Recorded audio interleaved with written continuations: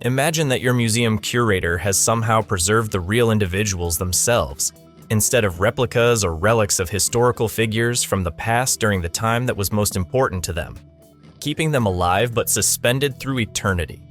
That's Trazyn the Infinite.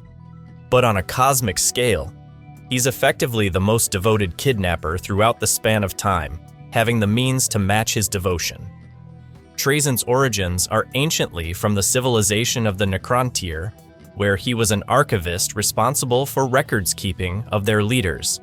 With the biotransference that was used to transform his kind to the mechanical Necrons, the majority had their personalities stripped to be simplified to automata.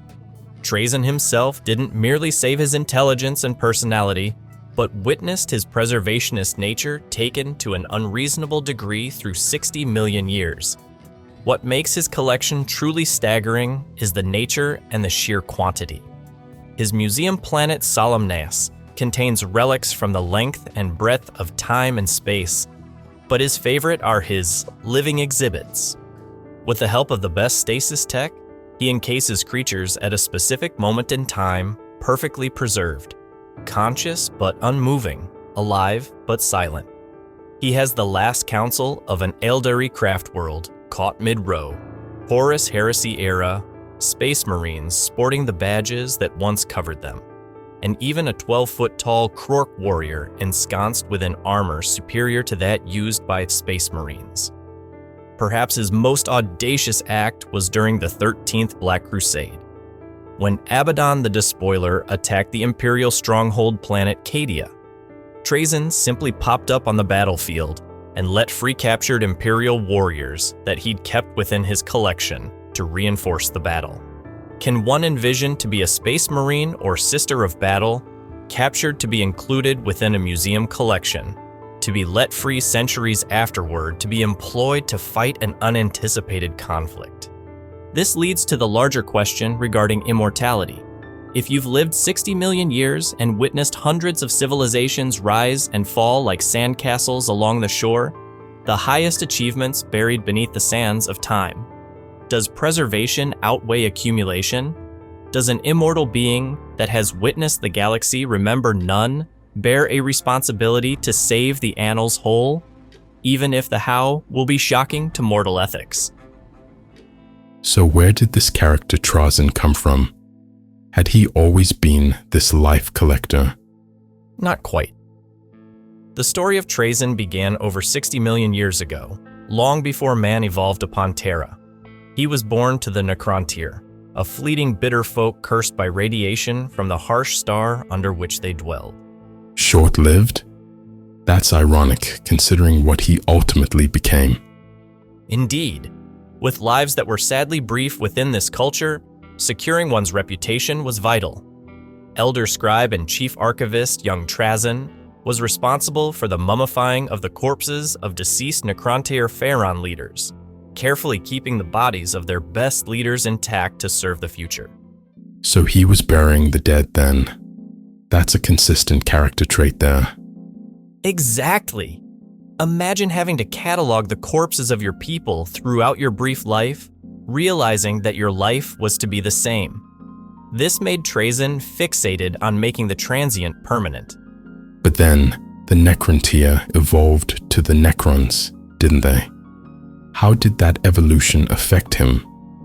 When the ancient Necrontyr forged the disastrous agreement with the star gods, the Catan, during the War in Heaven, they embarked upon the biotransference, that transfer that ensconced them within machine forms. The majority of the Necrontyr was sacrificed to the process, reduced to automaton-like states, but Trazyn was one of the elect to save his mind and his character. But was he the same afterward? Yes. His preservationist tendencies survived but evolved to something much more radical the next millions of years. The Necron dynasties retired to the Tombs worlds after the War in Heaven, fleeing there to sleep through the millions of years the galaxy took to recover from the devastation of war. And I assume that Trazyn didn't stick to the plan. You're picking it up. Something that was to be a collective hibernation until the time programmed would take an entire different path for our collection freak. So what occurred? Did he oversleep? Quite the opposite. As opposed to the majority of his kind, Trazyn was prematurely awakened from the great sleep. The time and the events surrounding this are uncertain, but this premature awakening provided him with one-time opportunity that would shape his life from then on. An opportunity. Think about it. While the bulk of the Necrons rested within the tomb worlds, Trazyn was free to roam an entire galaxy full of younger societies and achievements, histories, and relics to be discovered. Like having the galaxy's entire garage sale to yourself. An apt comparison. During this lengthy time that he was isolated, Trazyn made Solemnus, the planet of the tombs, his home. That which was once a typical Necron outpost was slowly adapted to something new, a grand museum housing a growing collection of historical relics.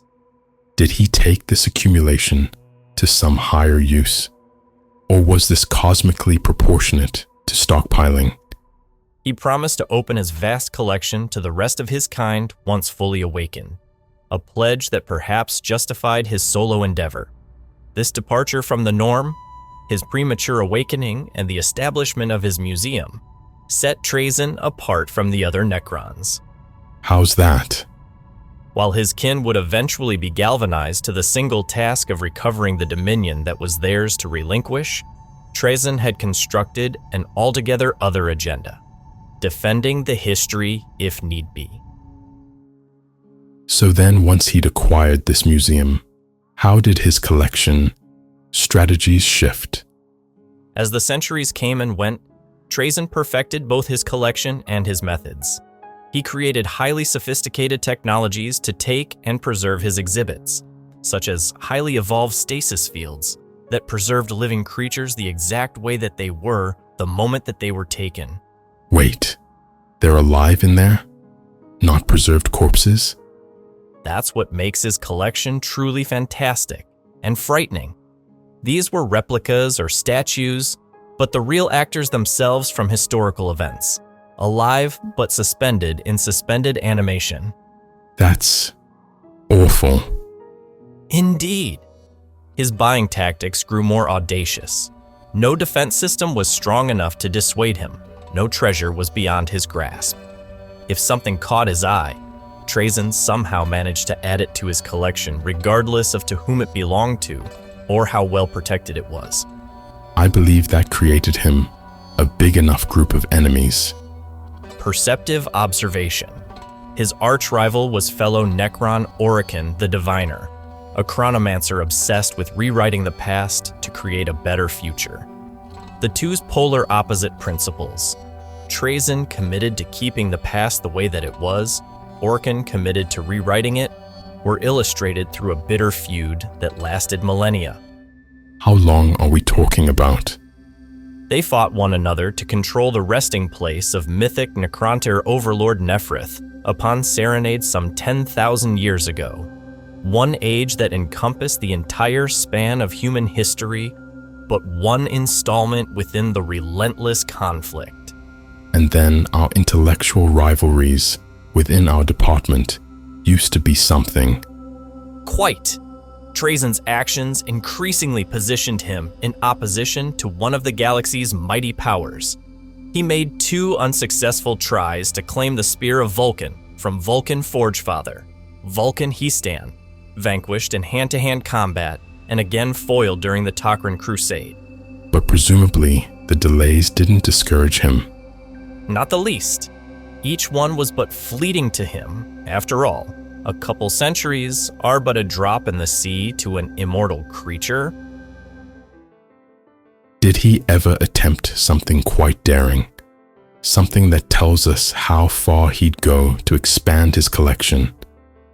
Ah, you've provided me the perfect lead-in to be able to explain the Celestial Orrery incident to you. This Necron artifact that contains such an awesome power has a complete real-time chart of the galaxy, where every star has a glowing marker to represent it. And let me hazard a guess. Trazyn wanted it for his collection. Due to previous endeavors to study it, or, as he claimed, to ascertain if one was able to temporarily transfer it to Solemnus to safeguard it, Trazyn was banned from the orrery by the orrery guardians under the Orskar dynasty. But he didn't let that stop him. Never one to be keen to be under restraint, Trazyn came to an agreement with Farron Akenabek of the Cardenath dynasty that was devastated to the curse of the Destroyer virus, along with the greater part of his bloodline. The curse forced the victim to want the extermination of all life, making Akenabek an unusually deadly force. Wait, he allied himself with one who wanted to annihilate every life. That does not seem to be quite Collector-like. Appearances are deceptive. Trazyn smuggled a Pharaon cursed by the Destroyer virus to the orrery through a tesseract maze under the pretext of letting him use the orrery to destroy the galaxy in exchange for letting him spare Solemnace. But that wouldn't be fair. If the galaxy was annihilated, then there'd be nothing to collect. Exactly. Really, Trazyn didn't intend to destroy the galaxy. After all, it would destroy hundreds of potential additions to his collection. He simply employed the threat of releasing the Akenabek to negotiate dominion of the orrery to his advantage, then to ensnare the Destroyer Lord within his collection permanently afterward. So basically used an ultimatum that was galaxy-threatening to negotiate. That's morally shady. This episode defines the utilitarian character of Trazyn. He has no qualms about joining even the ones that are considered to be highly unpredictable, but keeping his agenda to himself. You've mentioned how he obtained his collection, but what does he actually possess within this museum? Just how big is it really? As the timeline draws nearer to the more recent events in our galaxy's timeline, Trazyn's Solemnace has evolved to be the galaxy's biggest museum. Unlike the common facilities that house replicas or preserved relics, the museum exhibits of Trazyn are made up of the actual participants within the events themselves. Can you give me some examples? His exhibitions fill his prismatic galleries, some of his treasures. Some of the most famous are the last Idhare Craftworld High Council captured during the confrontation, a Catan shard that has been referred to by him as the jewel crown of his collection, the head of Sebastian Thor preserved, an Adeptus Custodes captured during the battle. A custody? The Emperor's guards? How did that occur? His models are esoteric, but that's only the start. He has also Horus Heresy-era Ultramarines that maintain the old badges, a 12-foot-tall Krork that fights using an upgraded Space Marine power armor, an operational but battered webway gateway, an exact clone of the Primarch Fulgrim, and a vast warehouse full of uncorrupted Emperor's children, gene seed, that he eventually traded to Fabius Bile. That's quite a collection. The Inquisition will be upset about this. Beyond the physical exhibits, Solemnace also has one of the galaxy's finest collection of records. As having once been an archivist himself, Trazyn has left the word to be read to none. Acquisitions of rare records and books are conducted himself, cataloging left to a group of cryptex scribes. How did he remain independent? The other Necron dynasties, or the great powers, ought to have made an attempt to destroy him. Trazyn has achieved something that has never been done anywhere throughout the galaxy. He has built a reputation to be both admired and dreaded by near every faction, but allied with none. He has kept himself independent of the standard political frameworks throughout the Necrons, doing his own thing throughout the galaxy.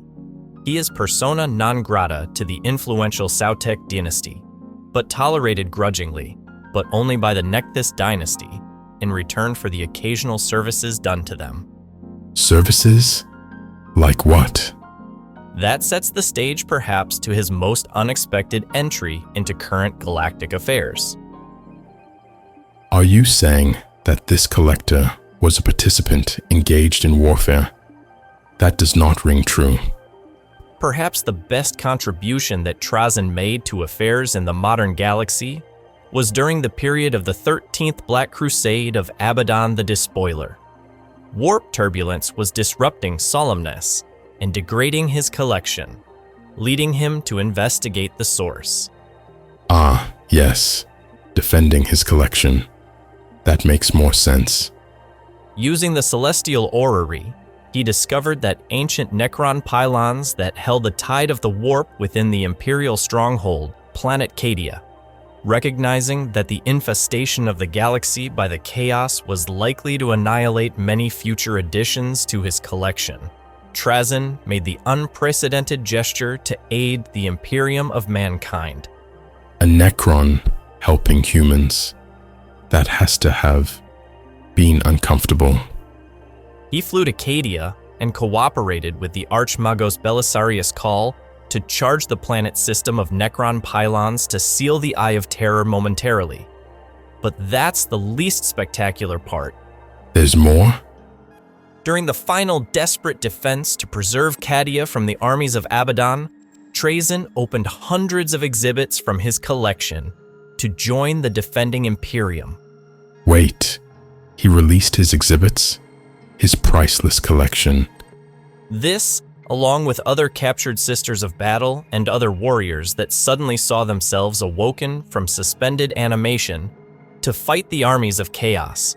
The shock to the minds to be jailed, to be put in a museum, suspended through time for however long, then suddenly hurled back to the battlefield sometime that none of them ever thought to imagine. That's sort of thoughtful, sort of perverse. Despite that, Cadia was eventually overrun when Abaddon rammed a Blackstone fortress through the planet's crust and shattered it.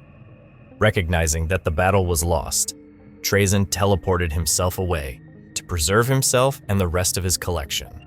So his seemingly kind gesture rounded off with him guarding his collection.